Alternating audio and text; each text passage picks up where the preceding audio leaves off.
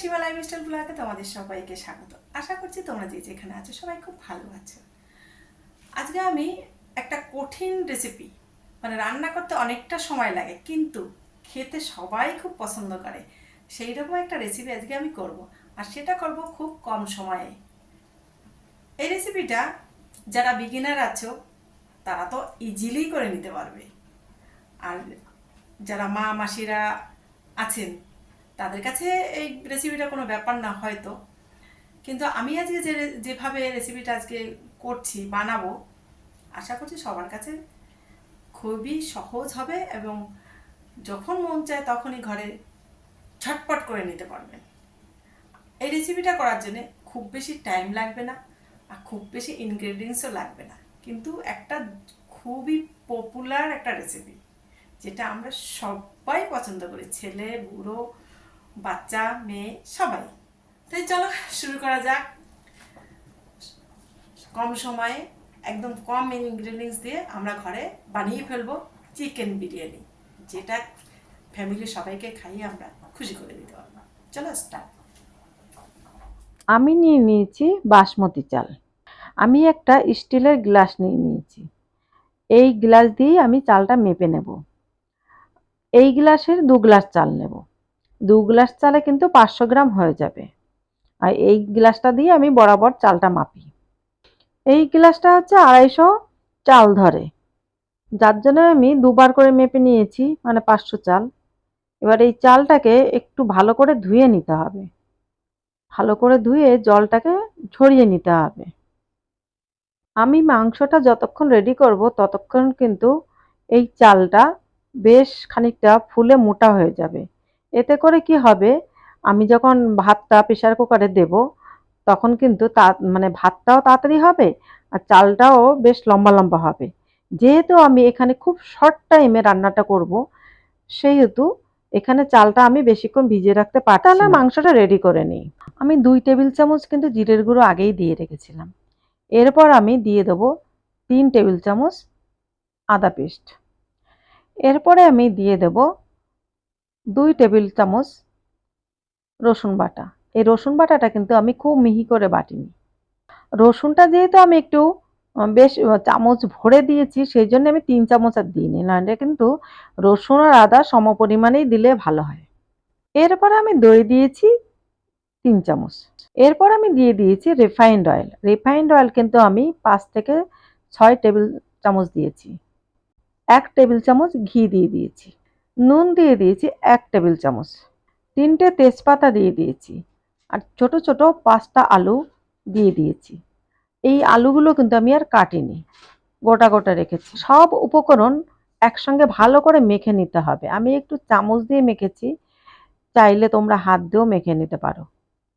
মাখা মাংসটার মধ্যে পেঁয়াজ দিইনি। অ্যাকচুয়ালি বিরিয়ানির মাংসের কিন্তু একটু ম্যারিনেটের দরকার আছে। আমি কিন্তু এখানে কোনো ম্যারিনেট করব না। আমি যেহেতু একদম শর্ট টাইমে রান্না করব, সেই জন্য কোনো আমার ম্যারিনেটের প্রয়োজন হবে না। আমি এখানে জায়ফল নিয়েছি একটা ফলের অর্ধেক, আর জয়ত্রী নিয়েছি একটা ফুল, দারচিনি নিয়েছি 4 টুকরো, আর নিয়ে নিয়েছি এলাচ 5-6টা, তার সঙ্গে নিয়ে নিয়েছি লবঙ্গ 6-7টা, গোলমরিচ নিয়ে নিয়েছি 9-10টা। গোটা গরম মশলা ফোড়ন দিয়ে ওর মধ্যে ছোট ছোট 3টে পেঁয়াজ কুচানো দিয়ে দিয়েছি। পেঁয়াজটাকে একটু বেশ লাল লাল করে ভাজতে হবে, আর এই সময় কিন্তু গ্যাসের ফ্লেমটা হাই রাখতে হবে। পেঁয়াজটা একটু ব্রাউন হলেই মাংসটা দিয়ে দিতে হবে। আমার পেঁয়াজটা দেখো কত সুন্দর ব্রাউন কালার এসে গেছে। তোমরা চাইলে পেঁয়াজটাকে কিন্তু পেস্ট করেও দিতে পারো। আমার হাতে যেহেতু টাইম কম, সেহেতু আমি পেস্ট করার কাছে যাইনি। এবার আমি মাংসটাকে দিয়ে দিলাম। মাংসটা দিয়ে ভালো করে একটু নেড়েচেড়ে নিতে হবে।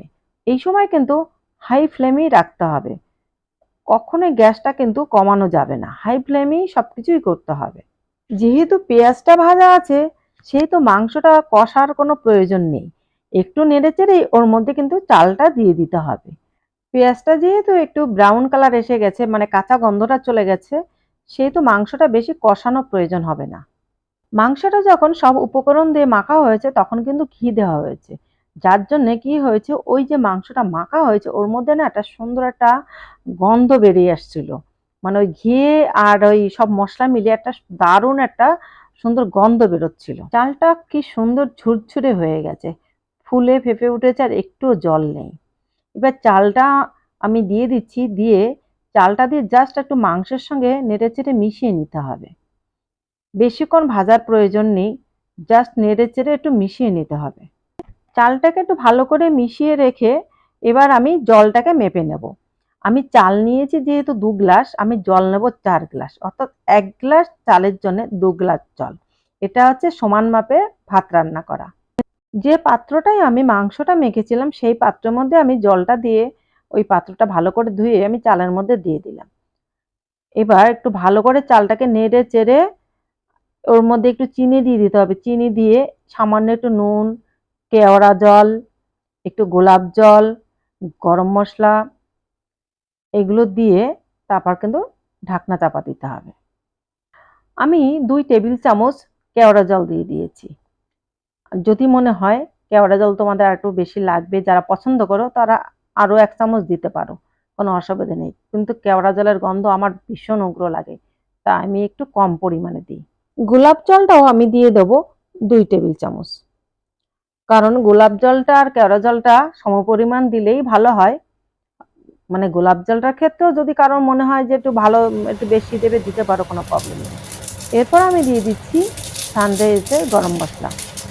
যেহেতু আমি এর মধ্যে কোনো গরম মশলা অ্যাড করিনি, মানে গুঁড়ো করে অ্যাড করিনি, সেই জন্য আমি সানরাইজের গরম মশলাটা দিয়ে দিলাম। সব উপকরণগুলো খুন্তির সাহায্যে ভালো করে নেড়েচেড়ে মিশিয়ে নিতে হবে। এরপর একটু হাতে জল নিয়ে চেখে দেখতে হবে ঠিকঠাক মতো নুন চিনি হয়েছে কিনা। চিনির পরিমাণটা এখানে কিন্তু একটু কমই দিতে হবে, বেশি দিলে হবে না, যেহেতু বিরিয়ানিটা কিন্তু খুব মিষ্টি হলে ভালো লাগে না। আমার কাছে মনে হচ্ছিল একটু নুন কম, তাই আমি আরেকটু নুন দিয়ে দিলাম। নুনটা দিয়ে ভালো করে একটু মিশিয়ে দিতে হবে। এই সময় কিন্তু গ্যাসের ফ্লেমটা কিন্তু হাই রাখতে হবে, গ্যাসের ফ্লেম কিন্তু লো করা যাবে না, অর্থাৎ এই রান্নাটা সবসময় হাই ফ্লেমেই করতে হবে।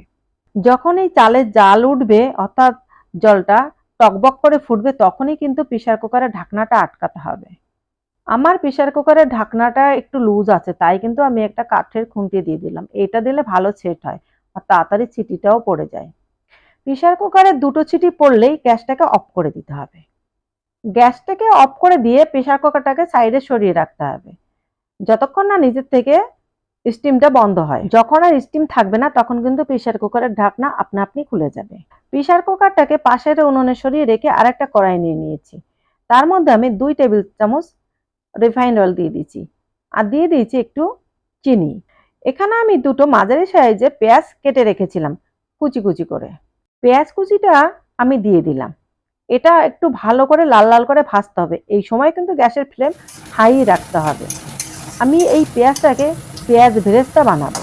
পেঁয়াজটা ভাজার আগে আমি তেলে একটু চিনি দিয়ে দিয়েছিলাম, যার জন্য এত সুন্দর কালার এসছে। দেখো একদম পুরো গোল্ডেন ব্রাউন, খুব সুন্দর দেখতে হয়েছে।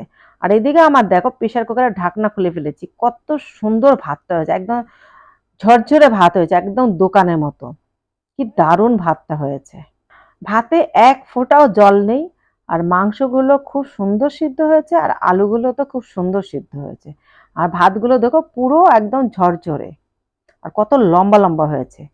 আমি এর মধ্যে এবার দিয়ে দেবো উপর থেকে পেঁয়াজ ভেরেস্তা। পেঁয়াজ ভেরেস্তা দেওয়া হয়ে গেলে খাওয়ার জন্য রেডি প্রেসার কুকারে বিরিয়ানি। এখন শুধু খাওয়ার অপেক্ষা।